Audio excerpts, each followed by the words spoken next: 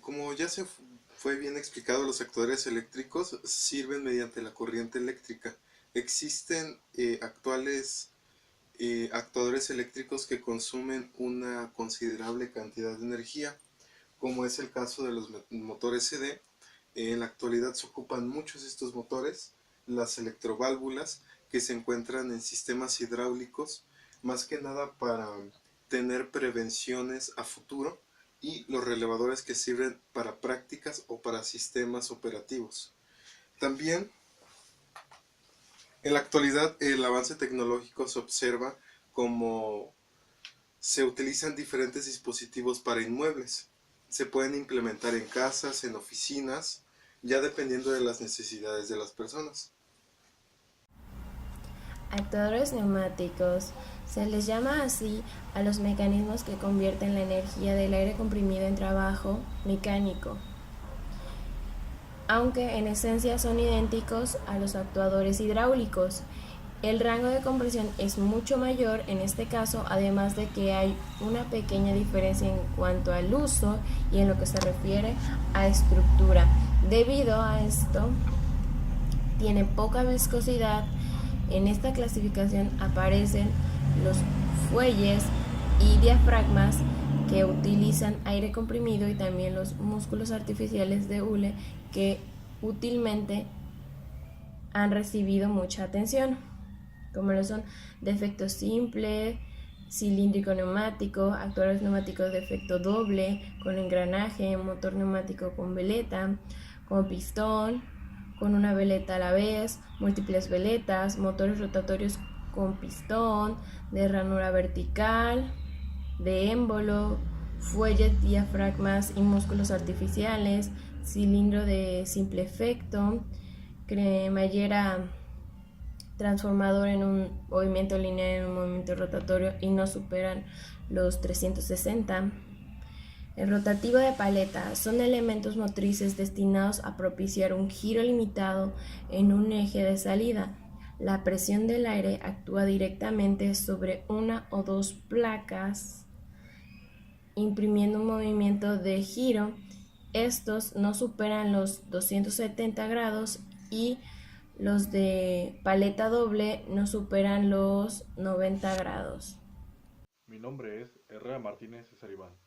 Soy estudiante del Instituto Tecnológico Superior de Jalapa y les explicaré a continuación estos temas. 3.3. Actuadores hidráulicos. Básicamente, la función de un actuador hidráulico es transformar la energía hidráulica del sistema en energía mecánica. Cabe destacar que esta energía puede ser de forma lineal o rotatoria. Los actuadores que transforman la energía hidráulica en energía mecánica lineal son los cilindros hidráulicos, y los actuadores que transforman la energía hidráulica en energía mecánica rotatoria son los motores hidráulicos.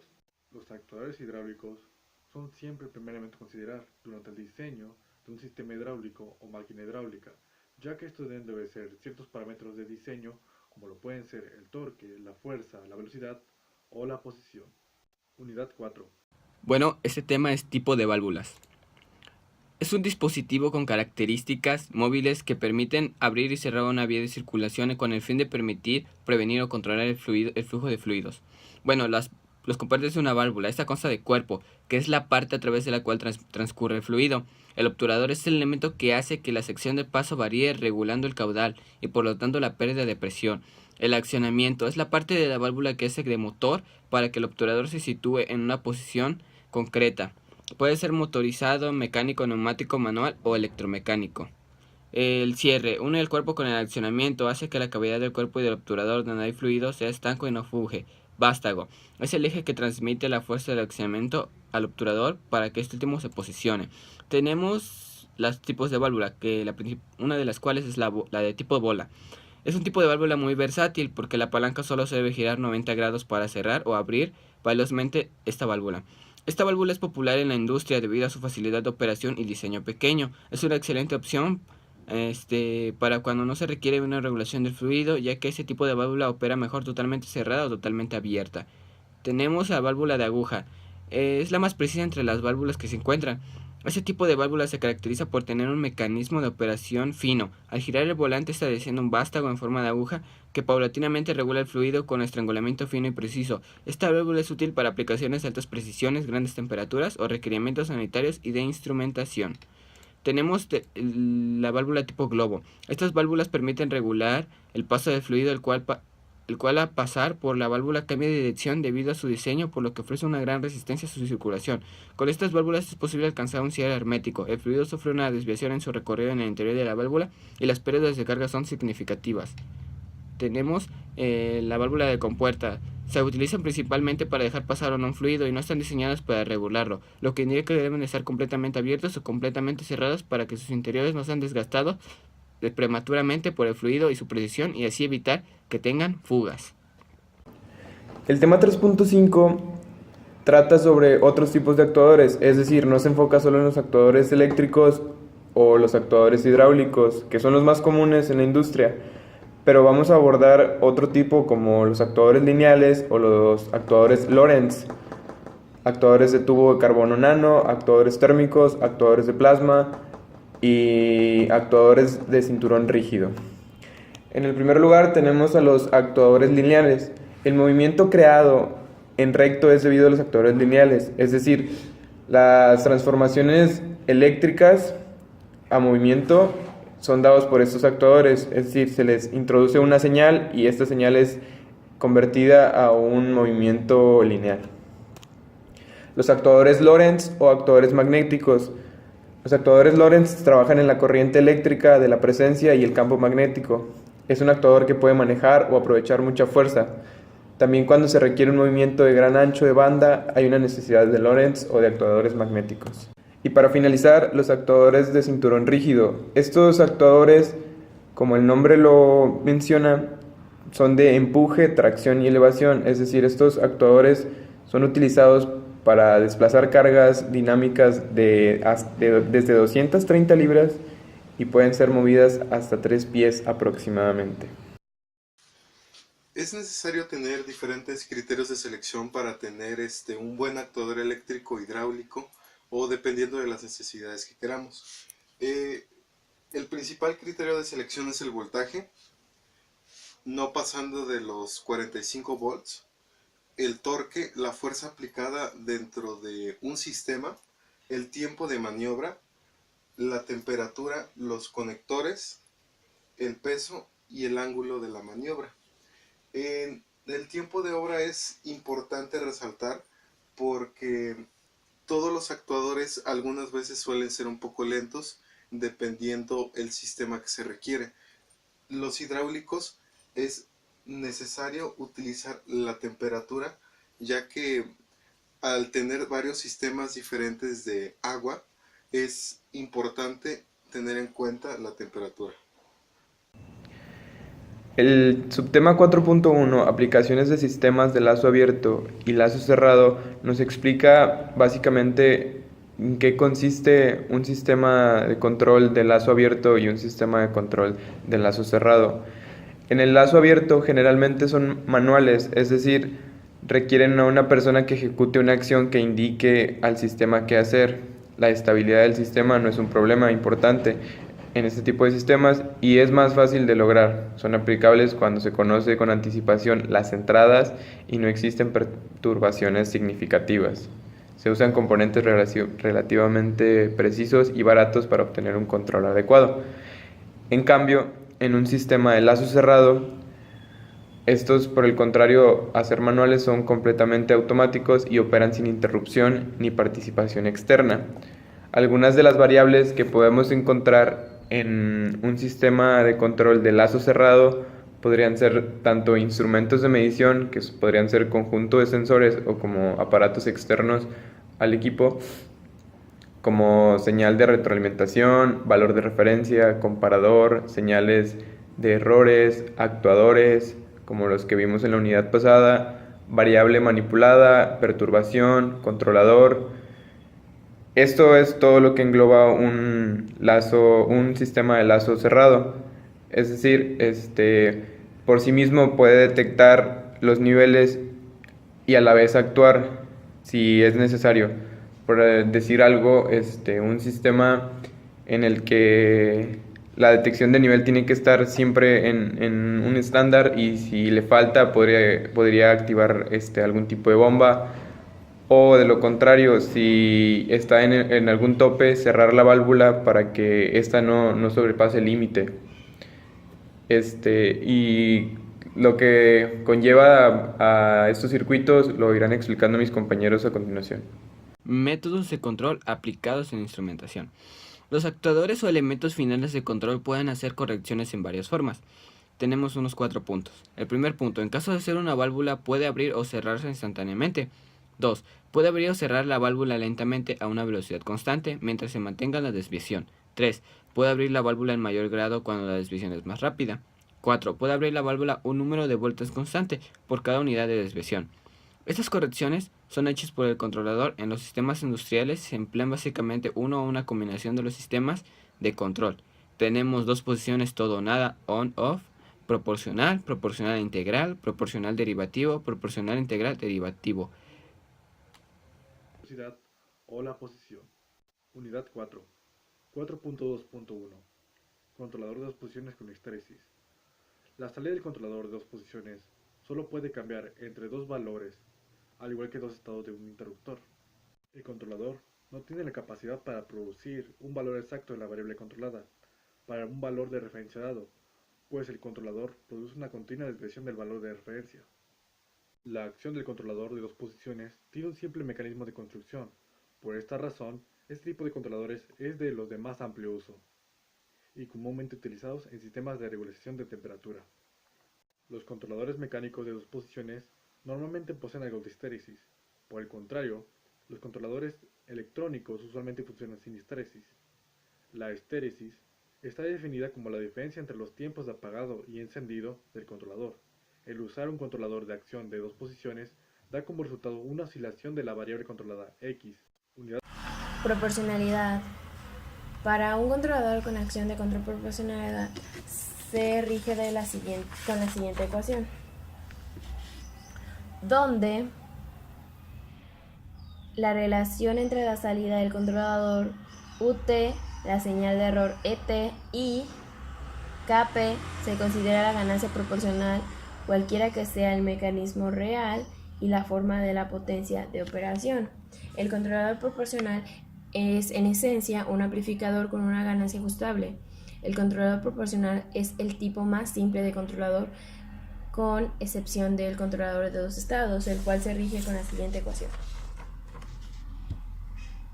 donde MT es la salida del controlador, RT el punto de control, CR variable que se controla, ER señal de error, KC ganancia de control, M el valor de la base, donde el valor de la base es la salida del controlador cuando el error es 0.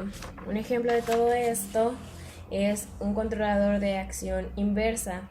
Si la variable que se controla se incrementa en un valor superior al punto de control, el error se vuelve negativo y, como se ve en la ecuación, la salida de control decrece la manera común con que se designa matemáticamente. Un controlador en acción directa es haciendo negativa la ganancia del controlador. Sin embargo, se debe recordar que en controladores industriales no hay ganancias negativas, sino únicamente positivas, por lo que se resuelve el selector inverso directo. La ganancia de controlador negativa se utiliza cuando se hace el análisis matemático de un sistema de control en el que se requiere un controlador de acción directa. Se ve que la salida del controlador es proporcional al error entre el punto de control y la variable que se controla. La proporcionalidad de la ganancia de control con la que está ganancia o sensibilidad del controlador se determina cuando se modifica la salida del control de un cierto cambio de error. Bien, siguiendo con el tema de los controladores, también existen controladores proporcionales más integrales. En el caso anterior se vieron únicamente los proporcionales, Ahora veremos proporcional e integral. Hay una ecuación que rige este tipo de controladores, que el coeficiente Kp son parámetros que pueden modificar las necesidades del sistema. Estos van variando dependiendo de las regularidades que tenga el sistema, donde Kp es la ganancia proporcional que tiene en todo el sistema y Kn se denomina como el tiempo de acción integral dentro de todo el sistema. Bueno, el siguiente tema es un controlador PID. Es un mecanismo de control por realimentación ampliamente usado en sistemas de control industrial. Este calcula la desviación o error entre un valor medido y un valor deseado.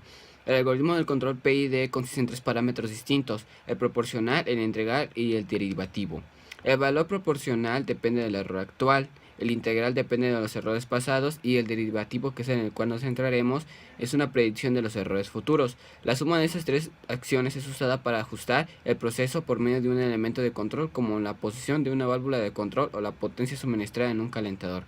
Bueno, la acción de control derivativa genera una señal de control proporcional a la derivada de la señal del error. De este modo, el control derivativo, mediante la derivada de la señal del error, conoce sus características dinámicas: crecimiento o decrecimiento, producción de una corrección antes de que la señal de error sea excesiva. El control derivativo no puede utilizarse en solitario, porque es incapaz de resolver una señal de error constante. Cuando no se tiene conocimientos del proceso históricamente se ha considerado que el controlador PID es un controlador más adecuado. Ajustando estas tres variables en el algoritmo de control PID, el controlador puede proveer una acción de control diseñada para los requerimientos del proceso en específico. La respuesta del controlador puede describirse en términos de la respuesta del control ante un error, el grado en el cual el controlador sobrepasa el punto de ajuste y el grado de oscilación del sistema. Nótese que el uso del PID para control no garantiza el control óptimo del sistema o la estabilidad del mismo.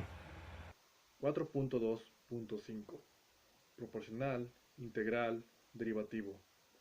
Un controlador PID, controlador proporcional, integral, derivativo, es un mecanismo de control por realimentación ampliamente usado en sistemas de control industrial. Este calcula la desviación o error entre un valor medio y un valor deseado. El algoritmo del control PID consiste en tres parámetros distintos: el proporcional, el integral y el derivativo. El valor proporcional depende del error actual, el integral depende de los errores pasados, y el derivativo es una predicción de los errores futuros. La suma de estas tres acciones es usada para ajustar un proceso por medio de un elemento de control, como la posición de una válvula de control o la potencia suministrada a un calentador. En el subtema 4.3, criterios para la selección de un control, tenemos primeramente que la utilización de un control o un controlador ofrece la capacidad de modificar la función de transferencia en lazo abierto de manera que pueda mejorarse significativamente el comportamiento del sistema en lazo cerrado. Primero, dentro de los controles tenemos el control on-off. Depende por lo general de la aplicación en el cual está destinado, es decir, cambia o varía dependiendo su uso, pero este es el primero de ellos. Casi siempre se usa en aplicaciones donde es posible ejecutar una acción de control tanto positiva como negativa. Tal sería el caso de un posicionador de cambio en el sentido de giro de un motor, o un sistema térmico que cuente con la posibilidad de calentamiento y enfriamiento, que es el más puro sentido del control, es decir, a cierta temperatura empieza a prender un ventilador, o si no empieza con algunas resistencias para que el siguiente es el controlador PI. En este controlador el error estacionario debe ser inaceptable y su dinámica de proceso debe ser rápida. ¿Cuándo se aplica? Cuando el desfase que introduce el proceso es moderado, es decir, en procesos con una constante de tiempo dominante o incluso integradores puros, como los que ya habíamos mencionado anteriormente. ¿Qué hace esto? Elimina el error en régimen permanente. Cuando hay retardos en el proceso, ya que la acción derivativa no resulta apropiada en este tipo de sistemas, lo que tenemos que implementar es un controlador PID, que es el siguiente. En el controlador de ID funciona en procesos lentos con múltiples capacidades, es decir, retardos de primer orden en serie, varios de estos acumulados. En bucles de temperatura y presión de vapor, es decir, en equilibrio térmico con un líquido o con varios líquidos.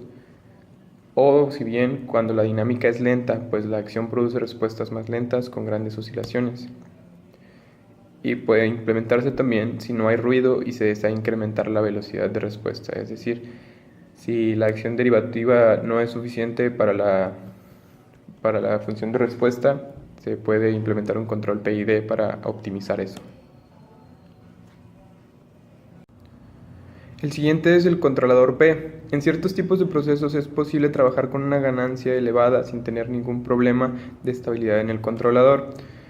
Muchos procesos que poseen una constante de tiempo dominante o son integradores puros caen en esta categoría. Este controlador se usa comúnmente cuando sea tolerable un error de régimen permanente, cuando el sistema sea tipo 1, no autorregulado. Después tenemos el controlador PD. Se utiliza un controlador PD para mejorar el comportamiento de un sistema en el sentido de reducir notablemente el tiempo de respuesta, mientras se mantiene un grado satisfactorio de estabilidad relativa.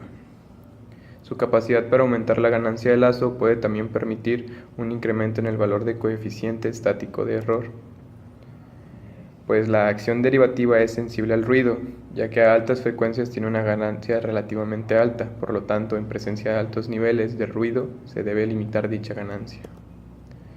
En procesos con grandes tiempos muertos, la acción anticipativa del término derivativo deja de ser efectiva. Sincronización de controladores. Los métodos de sincronización están basados en estudios experimentales de la respuesta al escalón de diferentes tipos de sistema, razón por la cual los parámetros del controlador que se determinan utilizando estas metodologías podrán dar como resultado una respuesta medianamente indeseable. Es por ello que dicho parámetro se utilizan como punto de partida para la definitiva sincronización de los mismos, lo cual se realiza ajustándolos finalmente de forma tal que se logre obtener la respuesta deseada. En esta sección se mostrarán dos reglas de sincronización de controladores desarrolladas por Single y Nichols, las cuales simplifican altamente el problema de fijación de los parámetros con un controlador. Dichas reglas podrían no ser la mejor alternativa, pero por su sencillez y disponibilidad las mantienen como una fuerte opción hoy en día. La primera es la curvación-reacción.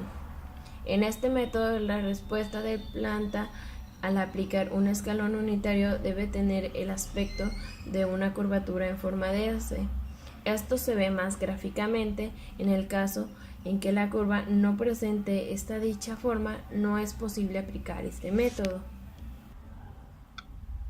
El segundo método es la oscilación continua. Este método solamente puede ser aplicado cuando un proceso a lazo cerrado presenta una respuesta que oscile continuamente.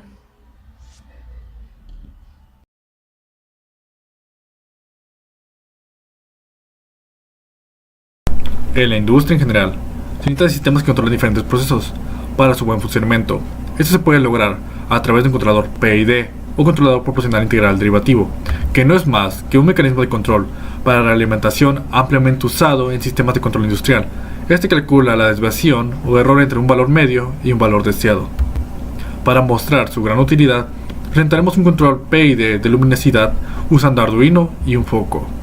En esta práctica se va a emplear Arduino para controlar la iluminación en un entorno y se hará uso de un sensor de luz LDR.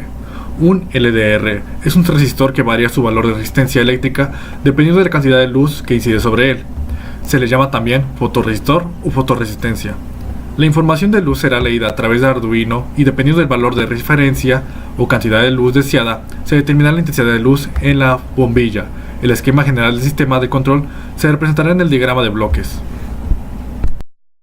Por su parte, el controlador PID generará una señal PWM o de modulación por ancho de pulsos para controlar la intensidad de las bombillas. Por lo tanto, se habrá de emplear los pines 3, 5, 6, 9 o 10 para determinar en cada momento la intensidad de la bombilla en función del ancho de pulso generado por dicho pin.